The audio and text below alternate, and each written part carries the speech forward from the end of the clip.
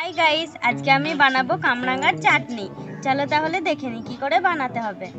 প্রথমে কামরাঙাগুলোকে ভালো করে ধুয়ে নেব।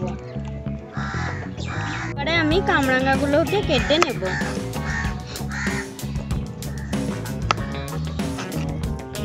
এরকম ভাবে চাকা চাকা করে কেটে নেব। কামরাঙাগুলো আমি কেটে নিয়েছি, কি সুন্দর লাগছে দেখো, স্টারের মতন করে কেটে নিয়েছি।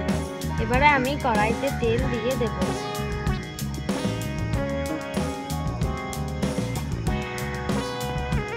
ফোড়ন, জিরে ফোড়ন দিয়ে দেব। কেটে রাখা কামরাঙাগুলো দিয়ে দেব কড়াইয়ে।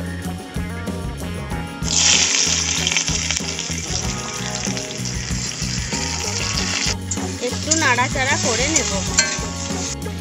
এবারে চিনি দিয়ে দেব। চিনিটা গলে গেছে, এবারে আমি হলুদ,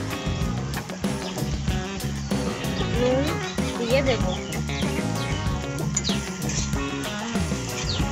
জল দিয়ে সেদ্ধ করে নেব কামরাঙাটাকে। কামরাঙাটা অল্প সেদ্ধ হলে আমি জিরে গুঁড়ো দিয়ে দেব। কামরাঙাগুলো সেদ্ধ হয়ে গেছে, এবারে আমি এটাকে নামিয়ে নেব। তৈরি হয়ে গেছে কামরাঙার চাটনি। যেমন গন্ধ তেমন স্বাদ, আর খেতেও দারুণ। ভিডিওটি ভালো লাগলে লাইক অ্যান্ড চ্যানেলটিকে সাবস্ক্রাইব করে দেবেন।